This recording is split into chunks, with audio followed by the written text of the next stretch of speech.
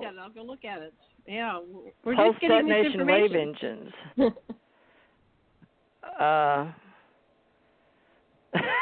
Anyway, so Lockheed okay, we Martin can talk it. All right, so you're talking about Lockheed Martin, and then and that's good. And Tom DeLonge and Academy of the Stars, and them leaking information down to several corporations for soft disclosure to people that are not accustomed to working in science or engineering or, we'll just say STEM programs: science, technology, energy, and math. How's that, to cover the whole of the bases? So regarding, well, they're still working with what they've got on the planet, methane or gases, right? Turbofans, turbojets, things like that? No, an aurora repulsor, I will teach you all how an aurora repulsor works, but until you see the photo off of the Stars website, you don't know what I'm talking about. I have to actually show you visuals of what I'm talking about. We're going to do that real soon here. We're going to be doing visuals. Yeah, we need to set that up. Yeah. Well, okay. Right. So there's various types of engines. Have you worked with them at all, you personally, or you just know or following Tom DeLonge's or Lockheed's work? Are there patents?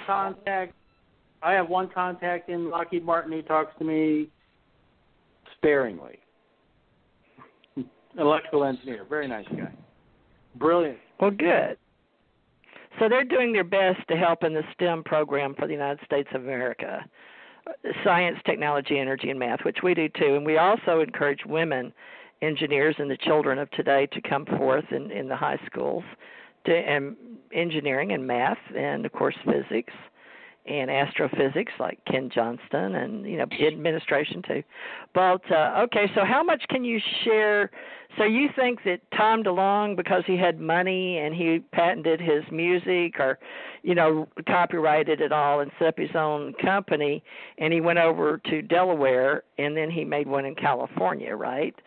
So they're going to license and use his stuff. And you're saying that the information coming down from the old CIA guys or the old weird desk that used to work in Washington, the old guys that have retired working with him, did you meet any of them by chance? No, I never met or talked to any of them. I was working in law. I wasn't working in physics till very recently. Well, now they're going into entertainment, right? Well, we're under educational entertainment. Those are all the board of directors now. All those Lockheed Martin people are all the board of directors off to the Stars. Academy of Arts and Sciences. Well, okay. Now, how do you foresee what you're doing? Are you going to come out and do more public speaking, not just radio shows, but? Oh, I don't know. It just depends on what's being offered to me. Janet came to me. I figured I got to the point where my patents had progressed far enough to where now it was time to go public, but I'm not going to be spending a lot of time doing public appearances. But, yeah, I'm open for public appearances.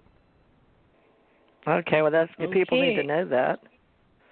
Yeah, because Tom DeLonge is getting well known, but now there's some controversy over who is feeding him information versus Dr. Stephen Greer. Are you familiar with Dr. Stephen Greer's path? Yes, yes, I know about Stephen. Have you crossed paths? Compared to him mentioning Tom DeLonge in one of his Contact in the Desert videos on YouTube, and he talked about Tom DeLonge. Okay, I'll just like your data input. You'll just have to listen to it, and then you could give me your analyst view. On Stephen or Tom DeLonge? I can give you an opinion on Tom DeLonge and an opinion on Stephen. What do you want to know? I'd appreciate it. An opinion. Well, just that. Give me an opinion on what they're doing and how they're handling their author's story. Lockheed Martin likes Tom DeLonge because he doesn't understand what he sees. They can show him things and he can't reverse engineer them because he doesn't have he doesn't have the physics acumen to reverse engineer what he sees. And they're using him to promote their new companies. They have different companies that they're trying to bring down the technology to the public. brings out some. Now, what about Dr. Stephen Greer? How do you follow his author's path? He's been for a long time. He's been trying to get the United States military to disclose the secret space program and the technology for many, many years. He keeps doing that. There's nothing wrong with that. I mean, I'm sorry. He really is doing that. He really is trying to get it done, and he has had a limited amount of success. And, he'll keep doing it. He still wants to keep doing it, and that's good. But he can't. He isn't able to bring up the technology because he doesn't know the technology. He's not a physicist or an electrical engineer, and he doesn't have any money on his own in his own rights, and he's not connected up with anybody with money, so he can't personally bring out the technology. Well, thank you for sharing that. Now, you had mentioned Randy Kramer earlier, and I was going to let you talk. And how about Corey Good, Emery Smith? Opinions? So Emery Smith, observations? Emery Smith was really in the program, and he really did 3,000 autopsies of different aliens. Corey Good was definitely an empath in the program, and almost everything Corey says is absolutely true about the program and his experiences in the program. So it's very good to listen to him because he really tells quite a lot, gives a lot of information about the reality of what the secret space program is and what's been going on. Corey Good's my understanding is Corey Good was limited to this solar system. His work was all involved in the solar system. He didn't get to go out of the solar system. And the same thing with they don't really want you to meet personnel who have been out and about throughout the galaxy yet. Like with my group, the people that I served with. Randy was a super soldier, a Marine. Let's see what the Marine Defense Forces, and he also in his last few years was a pilot, and he actually engaged at the Battle of Ganymede, where we chased the Greys out of our solar system.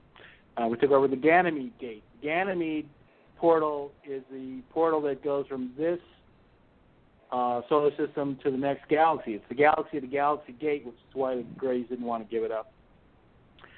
And we have that now under our control. We chased the Greys out of our solar system.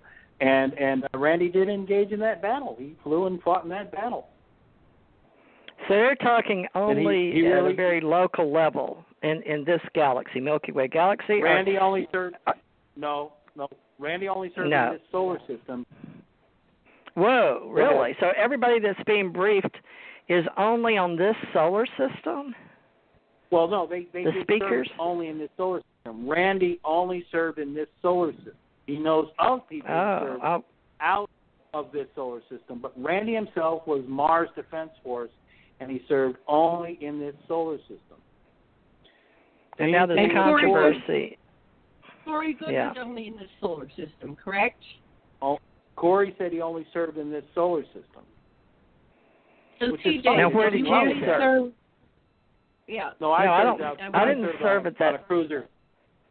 I served on a cruiser throughout the galaxy, but that's neither here nor there. But Randy and Corey know a lot more than I do. I mean, when we were isolated, we didn't get to meet other personnel. We were in battle, and we didn't even get to talk to our scientists. We were just warriors. Fought battle. Well, heck, I don't understand because he's like Russ Kellett, TJ. Oh, Brett Kellett. Russ Kellett. Russ. Now, Brett Shepard's not in that. Just Russ Kellett. No. Sure. Just Russ. Brett Shepard isn't that level. Brett Shepard doesn't go. No, he's another level. Now we're talking about the people that are really in the secret space program, and so that there's local victim level. They're just local. Okay. And there's people that have served in this galaxy. They've been allowed to get a lot of their memories back, and they've associated with a lot of other personnel. I mean, Randy was allowed to serve at the what do they call that? That space station of Saturn where everybody does commerce. Right. And Randy got to serve there, which means he got to meet a lot of people. I didn't get to meet anybody. All people. Well, where did you work? Battle with. I fought. I was a super soldier, and I killed people. That's what they had me do. I was a super soldier. But I didn't get where? to talk to people. I was doing battle with them throughout the galaxy. This galaxy, Milky Way galaxy. Because I worked outside the galaxy. Well, I've been there too. Work, but TJ? Mm-hmm. I served, right. I served Universal, and then I answered from the Allied Command to the Supreme Allied Command, and they answered what you would say. All right, so the Allied Command is galaxy to galaxy, and the Supreme Allied, they run the, they use the in and out. You would say Sixth Force. They run that. So the like the 5-star generals that serve and all that, they serve once they're through the 5 stars, and that's where Tom was trying to explain, but I don't think people understood it in the past ET radio shows. My husband's passed over, but he's not really, because we're immortals.